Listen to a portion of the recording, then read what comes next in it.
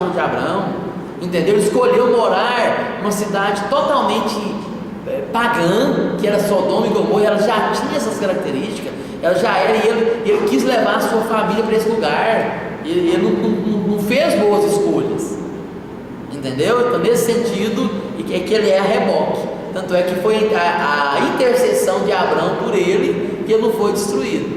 Eu estou pensando assim por outro lado, ele também não seria aquela pessoa que sai para pregar em locais ridículos, muitos não se atrevem a sair da sua zona de conforto, isso assim, isso tentando voltar lá atrás.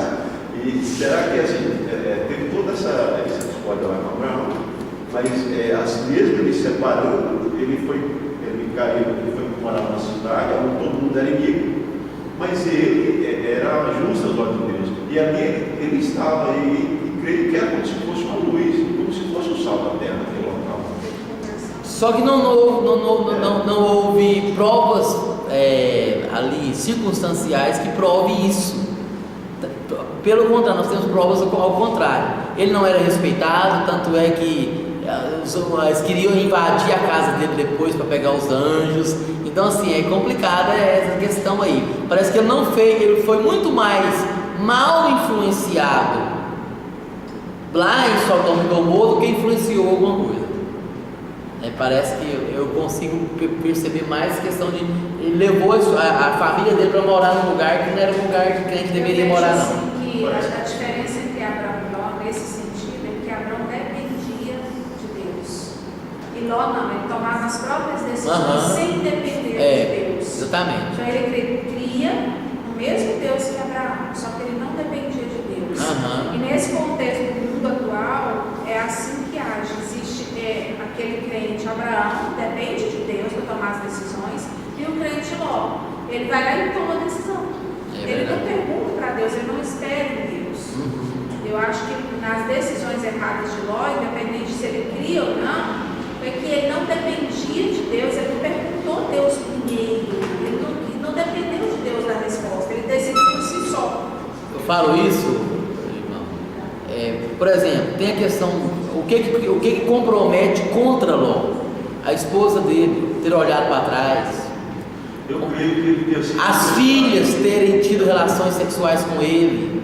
Então são coisas assim que pesadas, comprometem a vida espiritual de Ló, apesar de Deus ter sido gracioso para com ele e famílias, né? Depois dele vieram aqueles povos ali que sempre foram pedrinha no sapato dos judeus, os amonitas, os edonitas e os moabitas. São descendentes de Ló e que nunca, na história de Israel, sempre foram considerados como gentios, né? Sempre foram considerados como gentios, fruto de um incesto, né? Entre filhas e pai, né? Vamos lá então. Então, ele estava com quantos anos então? 75 anos. Quando saiu de Harã, levou então Sarai, sua mulher, Ló, filho de seu irmão, e todos os bens que havia adquirido as pessoas que estavam em Harã. Partiram para a terra de Canaã e lá chegaram.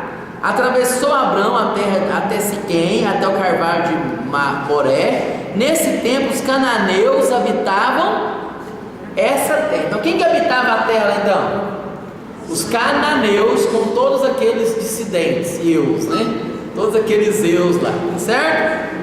Cananeus, estão lembrando que é um nome genérico, tá certo? Quando eu falo assim, aos americanos, então você tem um monte de americanos. Americanos é um nome genérico. Agora os brasileiros, os norte-americanos, os colombianos, os peruanos, são todos americanos. Então são, tá certo? Aí nós aqui são os anos, não são os eus, né? Tá certo? Então aqui ó, nesse tempo os cananeus habitavam na terra. Aí apareceu o Senhor a Abrão e lhe disse: darei à tua descendência essa terra. Tá certo? Irmãos, outro fator impressionante também acerca da vida de Abrão, como as coisas estão sendo contadas assim muito próximas, a gente tem uma sensação que Deus aparecia para Abrão todo dia, né? E não é assim não, irmão. E não foi assim. Do versículo 1 aqui, quando Deus falou para Abrão, até aqui, que ele tenha atravessado a terra dos cananeus aqui, foram muitos anos. Tá certo? Então Deus vai assim, às vezes passava assim 10 anos sem Deus falar com Abraão, depois Deus falava de novo, uma palavra específica, né? Então tá pertinho, são 7 versículos, 8 versículos, 10 versículos, mas às vezes não era assim, né? A gente tem a sensação que Abraão era melhor que a gente, parece que Deus almoçava com ele, né?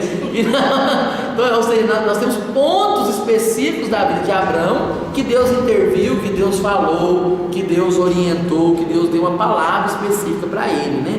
Então aqui, quando ele já tinha chegado na terra, Deus falou para ele o que então? Darei a tua descendência essa terra. E ali edificou Abraão um altar ao Senhor que lhe aparecera. Passando dali, foi para o monte do oriente de Betel, armou a sua tenda, ficando do Betel ao ocidente de Ai, ao oriente. Ali edificou novamente um altar ao Senhor e invocou o nome do Senhor. Depois seguiu Abraão dali, indo sempre para o Neguebe. Região do Neguebe é aquela região hoje que nós conhecemos da faixa de Gaza. Então, da faixa de Gaza. Na Bíblia de vocês, alguns têm um mapa mundi.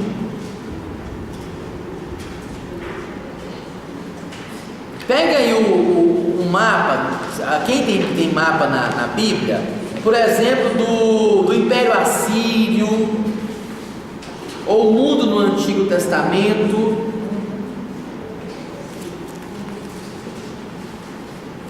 Vou colocar na câmera aqui, para que as pessoas possam ver. Eu vou explicar para vocês. Então, o mundo no Antigo Testamento. Quem tem aí essa... Era Assírio, a gente tem. Ou o mapa do mundo do Antigo Testamento. Olha aí. Abraão saiu lá de Ur dos Caldeus. Ele veio, essa região do meio é o que nós conhecemos como deserto arábico. Essa região ninguém trafega, é deserto mesmo. Então ele saiu subindo, passando ali onde futuramente se tornou a Babilônia, tá certo?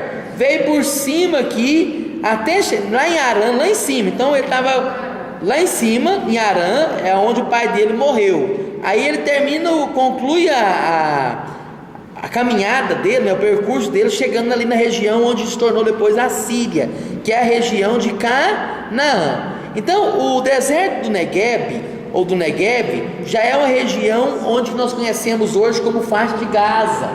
É aquela região, já indo para o Egito. Então ele estava atravessando literalmente a região aqui de Canaã. Então ele foi para o Neguebe. Então, toda vez que a Bíblia fala a questão do Neguebe ou do Negev, né?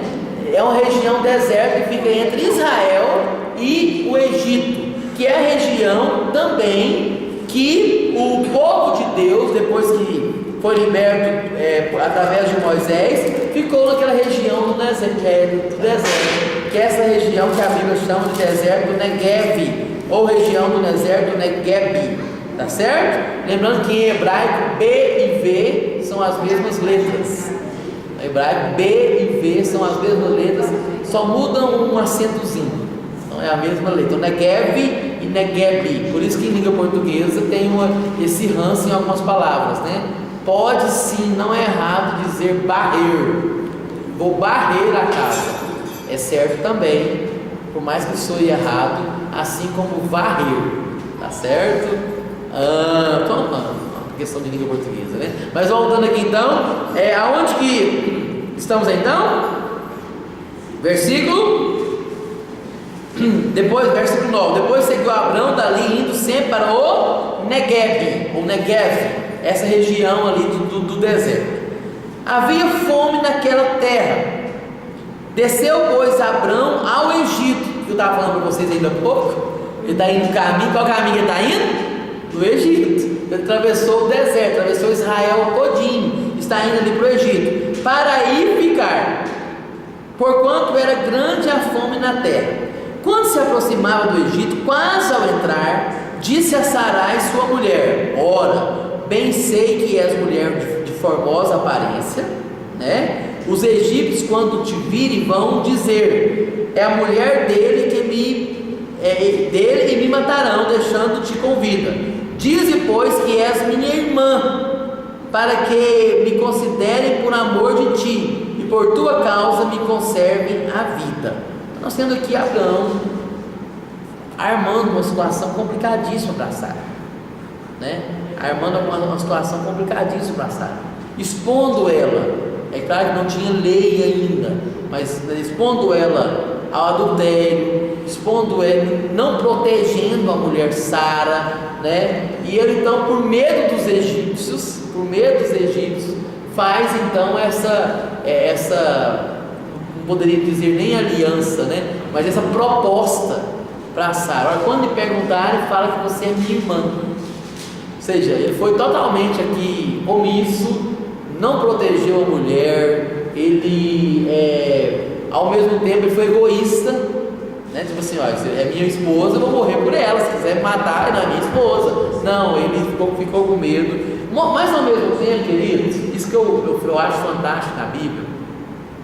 Quando eu comecei a estudar a Bíblia e ver essas falhas tão graves e tão sérias, isso aqui é grave, isso aqui é sério, na vida de homens de Deus, isso ao mesmo tempo gera, nós que fomos criados nas escolas bíblicas dominicais, aprendendo só o lado bom de Abraão, só o lado bom de Davi, né? O homem que matou Golias, o homem segundo o coração de Deus, né? Só o lado bom de Abraão, o homem, o pai da fé. Quando a gente começa a ver essas falhas, isso ao mesmo tempo nos frustra, mas ao mesmo tempo serve de alento para nós.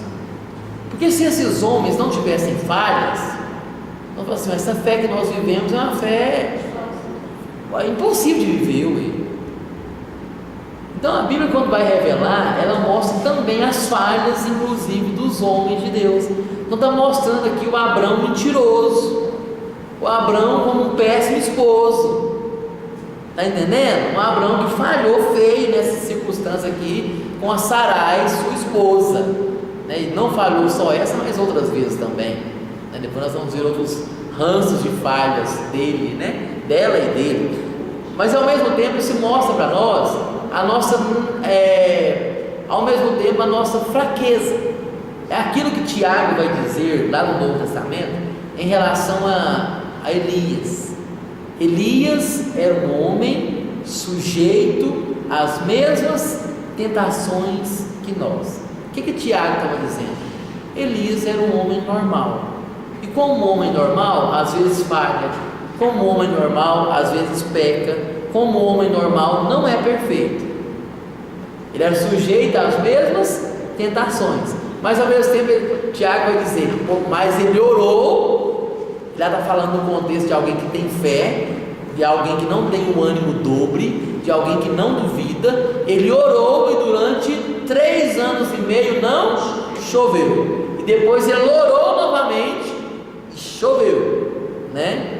Ou seja, mostra que apesar de nós, apesar das nossas falhas, apesar de sermos pequenos, quem age é Deus.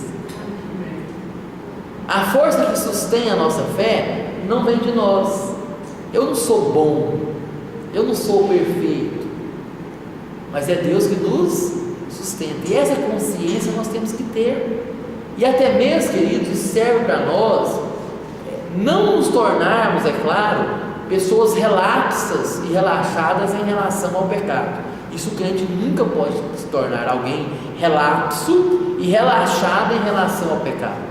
O pecado deve sempre gerar repulsa em nós, o pecado deve sempre gerar tristeza em nós, o pecado deve sempre gerar repúdio, mas ao mesmo tempo deve ser um alento para nós. Quantas vezes nós falhamos, nós temos que entender, esses homens também falharam, e nós ao mesmo tempo nos perdoarmos. Eu falo isso, tem muitas pessoas que não se perdoam, porque às vezes pecaram, e até mesmo como crente pecaram, depois de crente, e às vezes pecaram feio. E Abraão pecou aqui depois de crente, não foi antes de converter. Está entendendo? E as pessoas não se perdoam. Às vezes Deus já perdoou, ele já pediu perdão, Deus já perdoou, e a Bíblia fala que Deus lança os nossos pecados no mar do esquecimento. O diabo às vezes não esqueceu não, ele fica ali tratando a falha da pessoa, mas a própria pessoa não se perdoa. Nossa, eu falhei, eu pisei na bola, não deveria ter feito isso. Sim, pediu perdão, reconciliou com Deus, bola para frente. Deus, ele nos perdoa e ele entende, ele compreende, para isso que existe o perdão de Deus. Está entendendo? Então a Bíblia ela mostra esses homens de Deus na sua naturalidade. Eu me lembro algumas vezes que eu me deparei com professores, e eu falo isso, queridos, porque nós temos essa doce utopia de que um dia nós seremos perfeitos aqui nessa terra. E é doce utopia mesmo, porque nós só seremos perfeitos no céu. Isso é o que a Bíblia diz. Nós seremos sepultados num corpo corruptível. Paulo escreve isso aos irmãos de Corinto. E seremos ressurretos num corpo incorruptível. Então, enquanto eu habitar nesse corpo, eu vou ver corrupção, e eu às vezes vou até falhar. Está entendendo? Mas enquanto isso, eu recorro à graça de Deus. E é quando a gente olha em relação a nós mesmos, em relação a líderes nossos, né? Eu me lembro no seminário, eu tive excelentes professores, e bons professores mesmo, homens de Deus que eu admirava, assim, era fã de carteirinha. Mas Deus nos usou tremendamente, eu consegui ver falhas neles, falhas mesmo, erros, falhas, que a priori causou em mim uma repulsa. Nossa, como é que ele faz uma coisa dessa? Mas ao mesmo tempo me trouxe um alento. Ele é normal, ele é igual eu. Ele também peca, ele também falha. Está entendendo? Eu me lembro de uma, que eu já falei isso para vocês, e volta aí, eu acho que já falei para essa turma também, né? Eu tive um ex-professor que eu admirava demais. Ele, assim como eu, foi aluno do Russell Shedd, só que ele foi mais tempo, ele fez seminários no seminário do Russell Shedd, foi discípulo do Russell Shedd. E um dia ele chegou em sala de aula e falou assim: irmãos, Deus pode me mandar para qualquer lugar do mundo, para trabalhar com qualquer tipo de pessoa, eu só oro e peço a Deus. Isso é um professor, irmãos, que eu admirava de carteirinha. Quando ele falou isso em sala de aula, a primeira semana eu fiquei frustrado, a segunda semana eu recuperei. Ele falou assim: Deus, eu só oro e peço a Deus para não me mandar trabalhar com dois tipos de pessoas, prostitutas e homossexuais, porque senão eu cairia da fé. Quando eu ouvi isso, eu disse: nossa, mas ele, tão sábio na palavra, tão crente. Ou seja, ele estava ali expressando a sua fraqueza. Se eu sou uma pessoa normal, e é bom a gente conhecer os nossos limites. Tem pessoa que fala: não, eu vejo a mulher de Potifar assim, fazendo striptease na minha frente, e eu aguento as pontas. Aguenta não, meu irmão. Você tem que correr mesmo, você tem que fugir. A Bíblia fala para fugir até mesmo da aparência do mal, né? Então, assim, a Bíblia não mostra essas fraquezas desses homens. Ela revela um Abraão fazendo um pacto aqui com a mulher totalmente fora da naturalidade de um homem de Deus, né? E assim ele fez, com medo dos egípcios, ele fez essa proposta para Sara. E Sara, numa época extremamente patriarcal, de certa forma assim, machista, teve que se submeter à situação que Abraão, seu esposo, a colocou, né? E vai dizer aqui então, verso 14: tendo Abraão entrado no Egito, viram os egípcios que a mulher era sobremaneira formosa. Então Sara era uma espécie aqui de Miss Brasil mesmo, né? Uma mulher bela, tanto é que não só Abraão achava, mas os homens do Egito acharam também. Viram os egípcios que a mulher era sobremaneira formosa, viram-na os príncipes de Faraó e gabaram-na junto dele, e a mulher foi levada para a casa de Faraó. Este, por causa dela, tratou bem Abraão, o qual veio a ter ovelhas, bois, jumentos, escravos, jumentos, camelos. Porém o Senhor puniu o Faraó. Então Abraão, ele de certa forma, ele entregou a sua mulher. Está entendendo? E Deus teve que exercer justiça. Ele puniu o Faraó em sua casa com grandes pragas, por causa de Sarai, mulher de Abraão. Está certo? Ao mesmo tempo, considerando aqui, Os homens de Deus têm falhas, mas Deus continua sendo Deus. Você tem que tratar com alguém e Ele vai tratar. Está entendendo? Da mesma Bíblia que mostra as falhas dos homens de Deus, mostra Deus tratando, mostra Deus intervindo, mostra Deus corrigindo. Então, aí o que aconteceu no versículo 18? Chamou, pois, Faraó a Abrão e lhe disse: que é isso que me fizeste? Por que não me disseste que era ela tua mulher? E me disseste ser tua irmã? Por isso a tomei por minha mulher. Agora, pois, eis a tua mulher. Então, ou seja, olha o Faraó mais crente que Abraão.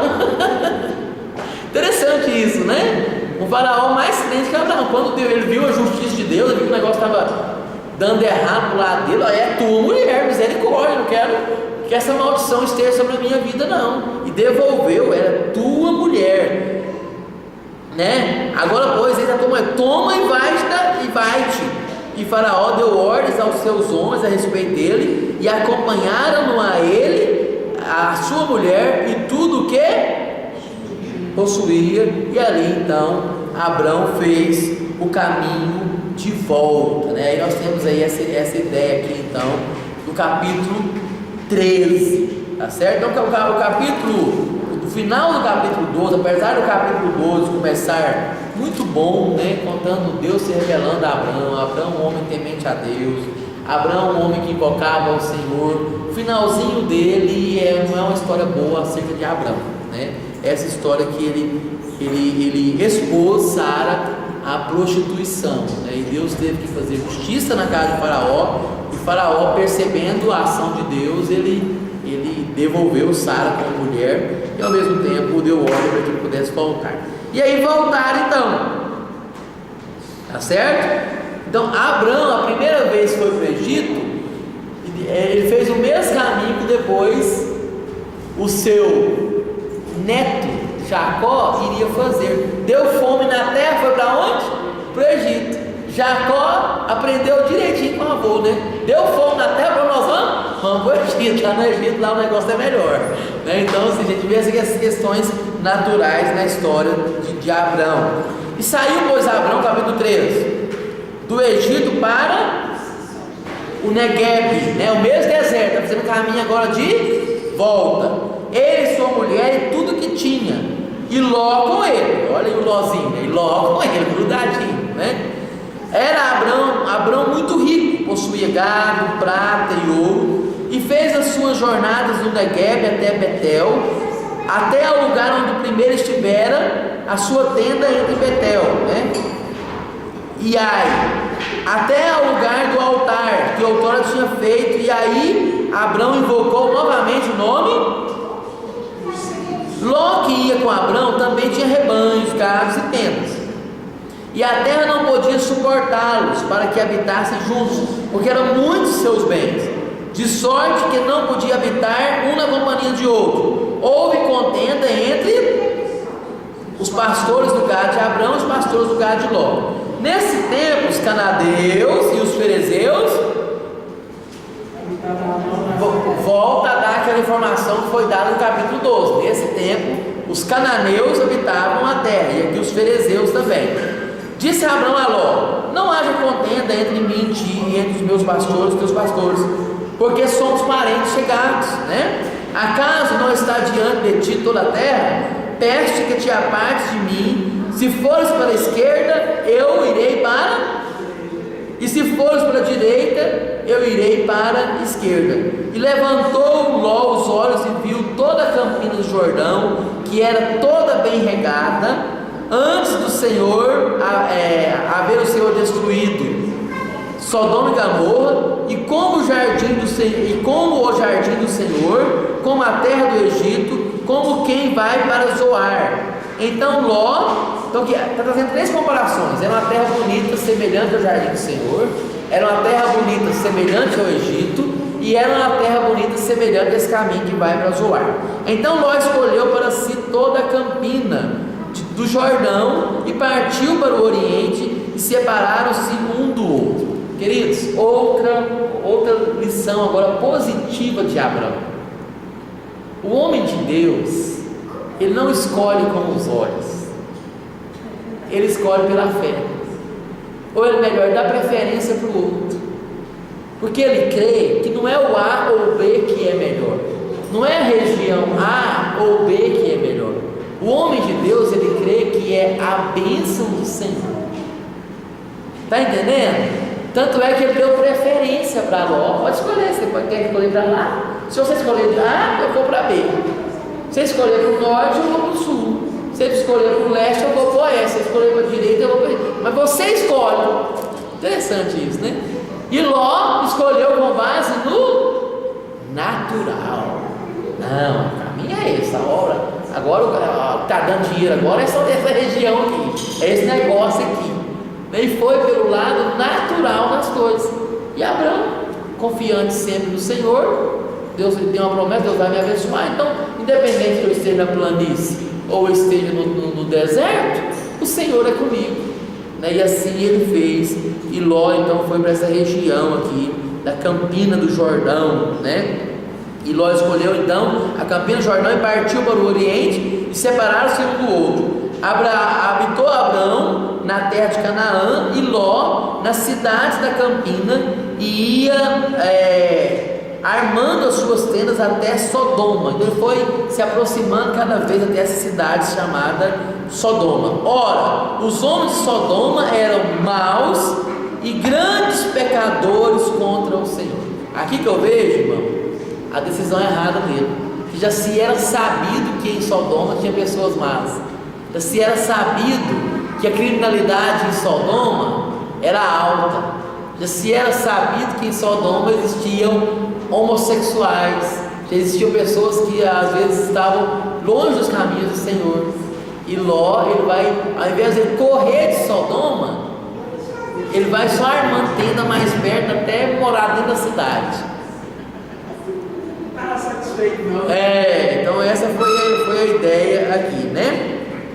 E o Senhor, presta atenção, vou concluir aqui no capítulo 3, presta atenção. Diz o Senhor a Abraão, depois que Ló se separou dele: ergue os olhos e olha desde onde estás, para o norte, para o sul, para o oriente e para o ocidente. Presta atenção, irmãos. Israel, comparavelmente, é mais ou menos o tamanho do Distrito Federal. Todo o país Israel. Você com 200 quilômetros, você vai de uma ponta a outra, não dá nem isso. Tem região que até 120 quilômetros você atravessa o país todinho. E Deus mostra toda essa terra para Abraão. Deus mostra, tá vendo? Ou seja, ele mostra ali aos olhos meus. Você chega ali na região de Brasília, ali na região ali da entrada de Brasília, você vê praticamente Brasília toda.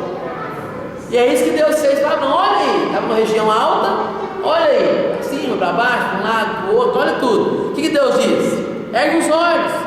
De onde estás? Para o norte, para o sul, para o oriente, para o ocidente. Dá uma olhada, todos os lados, né? Vê tudo. Por toda essa terra que vês, eu te darei a ti, a tua descendência para sempre.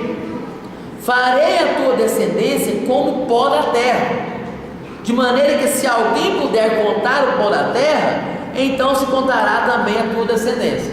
Pode-se contar o pó da terra? Ou seja, seria uma descendência numerosa, grande, uma nação pequena de território. Deus faz, irmãos, o improvável. A terra de Israel é uma das piores da região. O Egito é muito melhor, muito melhor. A região da Síria subindo é muito melhor. A Mesopotâmia, muito melhor. A região da Europa, vindo pelo mar Mediterrâneo, é muito melhor. A região de Israel é a pior e a menor e a menos expressiva região daquela região. E Deus mostra uma terra, sim, uma terra, mas que Deus, qual que era o diferencial da terra de Israel?